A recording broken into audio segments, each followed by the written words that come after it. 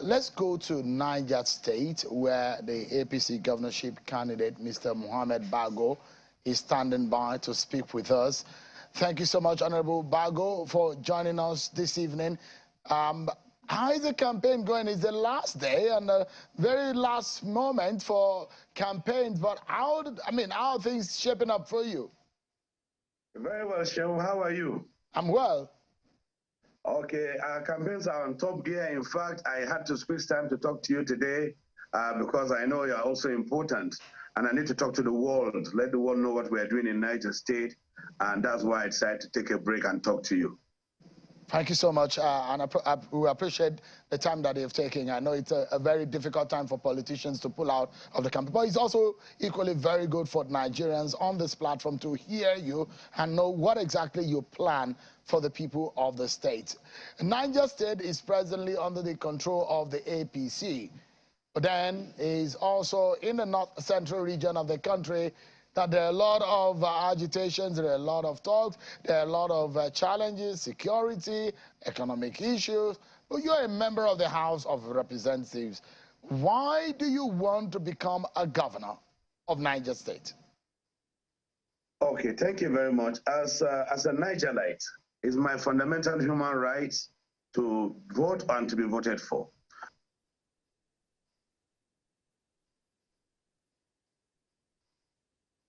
A new Niger means a lot to us. We want to transform Niger State. We want to bring the youth revolution. We want to bring a digital economy.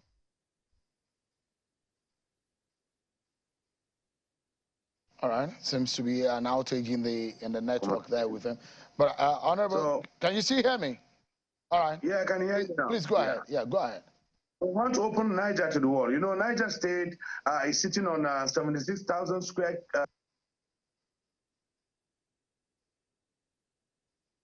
to cultivate up to 2,000 square kilometers of arable land.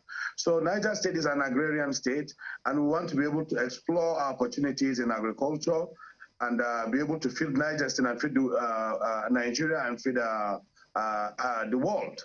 You know, the total paddy production of rice in Niger State constitutes 80% of what is produced in Nigeria. So Niger is a rice state. Secondly, Niger State has 4 hydropower dams. And these dams have not been used for irrigation. So it's our intention to come, the overflow from the dams, create irrigation dams, and also be able to provide all their agri production in crop production. That is that. Then again, we have not been able to tap very well into fishing. You know, because of all these rivers we have around everywhere in the state, fishing is supposed to be a major preoccupation in agriculture. But our people, unfortunately, have not been able to do that very well. So this is why we are thinking that when we come, we'll give a revolution to agriculture in Niger State. So before we go into the economy, I know that just as the nation Nigeria, Niger State also has its challenge of security. Just a few days ago, there are reports of terrorists killing some persons, including a military officer and some security operatives. A pregnant woman was part of those who have been killed. This is a major concern. Niger State has experienced some terrorist operations and activities. Niger State has experienced some banditry activities. In the first place, the major duty and perhaps the primary role of government is to protect the people of the state. Should you be elected, what are your plans? And we want specific plans now on what you need to, what you want to do in securing properties and lives in Niger State. Yeah.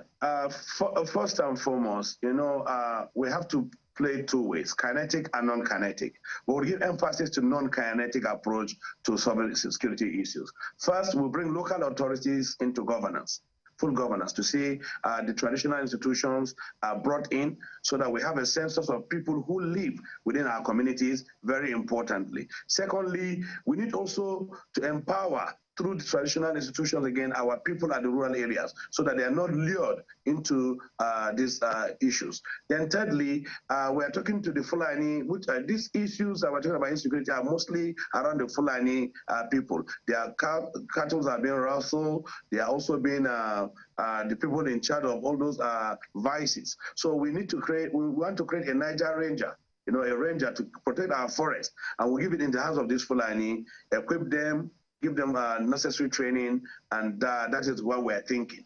Yeah.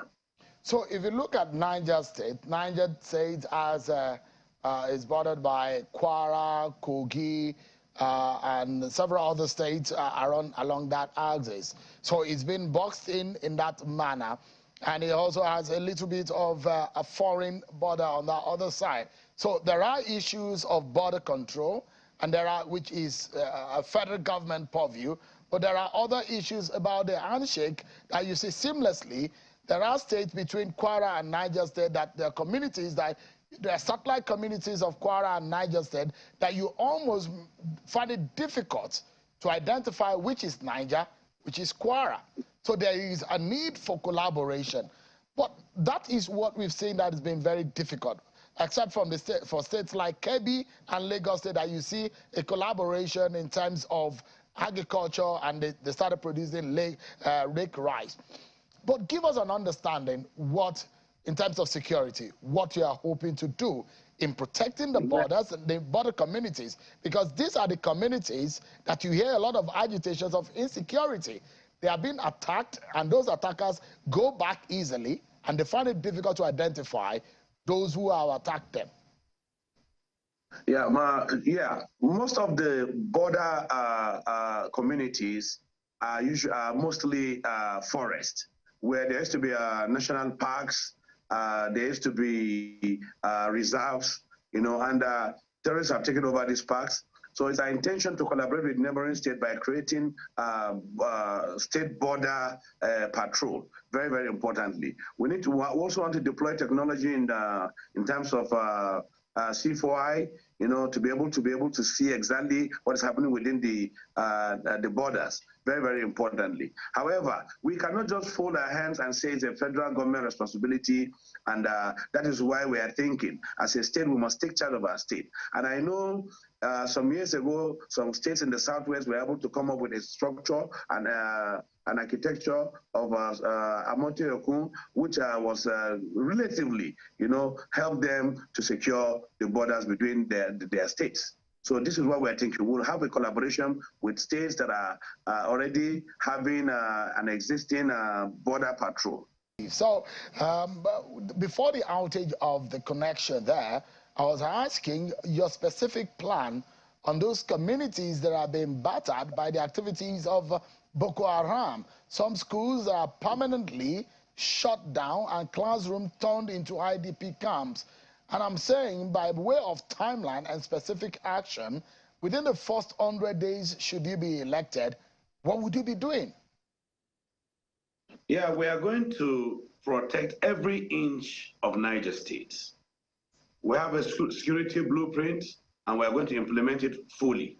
However, those students who have not been given opportunity to go to school because of these issues, we have designed a program to do mobile learning in the first 100 days. We'll get to their communities and make sure they learn from home temporarily. And those people in the IDPs, we'll make sure we return them back to their homes. We'll reclaim, they are not claimed, they are just ravaged. So we'll rebuild those communities and take the people back to their communities, for sure. We have a bridge that links Kaduna State to Niger State in that place you're talking about, in that Shiroro area, Arena. And that is where we're going to concentrate on. First, we're going to cut it off, bring it down, and make sure we cut the movement of people on that side so that our people can settle while we face the other issues technically. Now, there are it's estimated that there are over 700,000 out-of-school children in Niger State. That is a lot of numbers of students or children who are doing nothing, but they're on the streets. This is not a good figure. What are you going to be doing specifically on this? I'm not sure of the numbers. However, even if it's 1%, of that number, it is not good. So we have made it as a policy statement compulsory for basic education to be free and compulsory. And this we are going to implement. We'll take people back to school, they must go and learn, and we're going to introduce vocational training again for people that are learning, so that when they're on holiday, they will be equipped technically to be able to be self-sufficient. So let's look at the economy of Niger State. And you've spoken about the economic potentials of that state. In fact, even in the region, Niger State is perhaps, if my statistics is right, it's probably the state in Nigeria that has the largest land mass. So enormous land space that you have there in Niger State. What are you going to be doing with that? Agriculture, farming, mostly farming. We're going to go into mechanized farming. We're going to cultivate all our land, and we're going to make sure that our dams become irrigation dams, and we're going to make sure that we provide for our people so that everybody will be agrarian. It's very important. You need to understand again where Niger is positioned in Nigeria. We have we are very close to FCT, and we use that nearness and that the closeness to FCT and create a new market, a new hub, where business will thrive. What kind of crop? Honorable Bago, what kind of crop are you looking at? What kind of commodity are you looking at? Okay, basically, the most important of all is rice. Then we have, Niger State has the largest shea nut in the world. So shea butter, secondly, maize, and guinea corn. So so when you have some of these products, when you mention shea butter, it just reminds me of the dairy center of America, which is Wisconsin. As soon as you're landing in that city, for example, in Green Bay, you will see the enormous farms of dairy, of the plantation. So if you are planning what you said is a major produce in Niger State, are you thinking about the produce that can be gotten out of that crop? And what are you going to, how much of export, how much of earnings, how much of revenue are you planning to get from it? You see, because we understand that we are the strongest in shea nut production as a state, we will need to sit down and first aggregate the number of shea trees we have, very importantly. Then we will be able to collect these shea nuts as a state, through our grains board or through our investment promotion council, and now process it to semi-finished product before export. What happens now is that these shea nuts are taken away from our people directly and taken somewhere for processing. So Niger is going to come as an intermediary between those people who are picking them, who are producing, who are farming them, and people are exporting them. So that's where we're going to make the necessary revenue. All right, let's close in this manner. From a revenue of just slightly over 1 billion in IGR in 2022, about 10 billion just a few months ago, how much more can you do? And people of Niger State would like to know and how you want to achieve this. What are the figures you're working with? Okay, the figures we are working with, 1 billion is too small for a figure. And we intend in the first 6 months, after we put everything in place, we'll start to generate 20 billion monthly. All right. Thank you so much indeed, Honorable Muhammad Bago, for joining us tonight, the APC governorship candidate in Niger State. Thank you so much indeed for your time. Thank you very much. I appreciate it.